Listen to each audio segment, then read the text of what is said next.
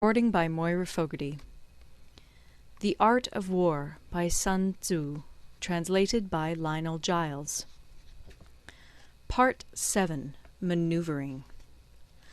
Sun Tzu said, "In war, the general receives his commands from the sovereign. Having collected an army and concentrated his forces, he must blend and harmonize the different elements thereof before pitching his camp. After that comes tactical maneuvering, than which there is nothing more difficult. The difficulty of tactical maneuvering consists in turning the devious into the direct, and misfortune into gain. Thus, to take a long and circuitous route, after enticing the enemy out of the way, and those starting after him, to contrive to reach the goal before him, shows knowledge of the artifice of deviation. Maneuvering with an army is advantageous; with an undisciplined multitude, most dangerous. If you set a fully equipped army in march in order to snatch an advantage, the chances are that you will be too late. On the other hand, to detach a flying column for the purpose involves the sacrifice of its baggage and stores. Thus, if you order your men to roll up their buff coats, and make forced marches without halting day or night, covering double the usual distance at a stretch, doing 100 li in order to wrest an advantage, the leaders of all your 3 divisions will fall into the hands of the enemy. The stronger men will be in front, the jaded ones will fall behind, and on this plan only 1/10 of your army will reach its destination. If you march 50 li in order to outmaneuver the enemy, you will lose the leader of your first division, and only half your force will reach the goal. If you march 30 li with the same object, 2/3 of your army will arrive. We may take it then that an army without its baggage train is lost; without provisions, it is lost; without bases of supply, it is lost. We cannot enter into alliances until we are acquainted with the designs of our neighbours. We are not fit to lead an army on the march unless we are familiar with the face of the country, its mountains and forests, its pitfalls and precipices, its marshes and swamps. We shall be unable to turn natural advantage to account unless we make use of local guides. In war, practice dissimulation, and you will succeed. Whether to concentrate or to divide your troops must be decided by circumstances.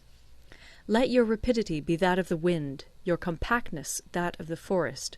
In raiding and plundering be like fire, in immovability like a mountain.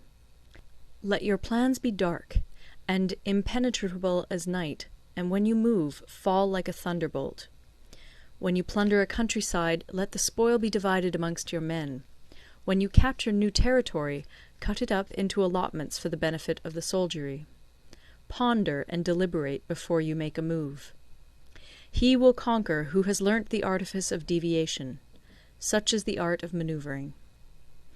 The Book of Army Management says, "On the field of battle the spoken word does not carry far enough. Hence the institution of gongs and drums. Nor can ordinary objects be seen clearly enough. Hence the institution of banners and flags. Gongs and drums, banners and flags, are means whereby the ears and eyes of the host may be focused on one particular point. The host thus forming a single united body, it is impossible either for the brave to advance alone, or for the cowardly to retreat alone. This is the art of handling large masses of men. In night fighting, then, make much use of signal flyers and drums, and in fighting by day, of flags and banners, as a means of influencing the ears and eyes of your army. A whole army may be robbed of its spirit; a commander-in-chief may be robbed of his presence of mind. Now, a soldier's spirit is keenest in the morning; by noonday it has begun to flag, and in the evening his mind is bent only on returning to camp. A clever general, therefore, avoids an army when its spirit is keen, but attacks it when it is sluggish and inclined to return. This is the art of studying moods. Disciplined and calm, to await the appearance of disorder and hubbub amongst the enemy. This is the art of retaining self-possession. To be near the goal while the enemy is still far from it, to wait at ease while the enemy is toiling and struggling, to be well fed while the enemy is famished. This is the art of husbanding one's strength. To refrain from intercepting an enemy whose banners are in perfect order, To refrain from attacking an army drawn up in calm and confident array, this is the art of studying circumstances. It is a military axiom not to advance uphill against the enemy, nor to oppose him when he comes downhill. Do not pursue an enemy who simulates flight. Do not attack soldiers whose temper is keen. Do not swallow bait offered by the enemy. Do not interfere with an army that is returning home. When you surround an army, leave an outlet free. Do not press a desperate foe too hard. Such is the art of warfare. End of Part 7. Part 8. Variation in Tactics. Sun Tzu said, "In war, the general receives his commands from the sovereign, collects his army, and concentrates his forces. When in difficult country, do not encamp. In country where high roads intersect, join hands with your allies. Do not linger in dangerously isolated positions. In hemmed-in situations, you must resort to stratagem. In desperate position, you must fight.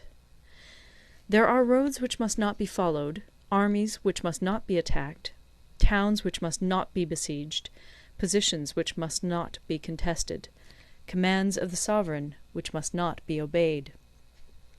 The general who thoroughly understands the advantages that accompany variation of tactics knows how to handle his troops.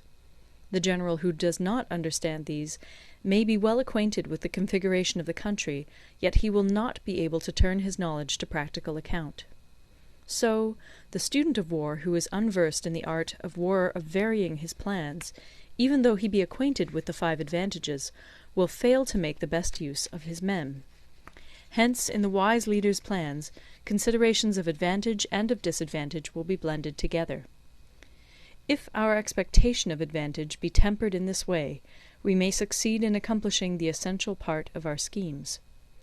If, on the other hand, in the midst of difficulties we are always ready to seize an advantage, we may extricate ourselves from misfortune. Reduce the hostile chiefs by inflicting damage on them, and make trouble for them, and keep them constantly engaged. Hold out specious allurements, and make them rush to any given point. The art of war teaches us to rely not on the likelihood of the enemy's not coming, but on our own readiness to receive him, not on the chance of his not attacking, but rather on the fact that we have made our position unassailable. There are 5 dangerous faults which may affect a general. 1. Recklessness, which leads to destruction. 2. Cowardice, which leads to capture. 3. A hasty temper, which can be provoked by insults.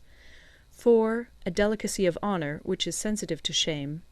5. Over-solicitude for his men, which exposes him to worry and trouble. These are the 5 besetting sins of a general, ruinous to the conduct of war. When an army is overthrown and its leader slain, the cause will surely be found among these 5 dangerous faults. Let them be a subject of meditation. End of Part 9. Recorded in Toronto, Ontario by Moira Fogarty, October 2006.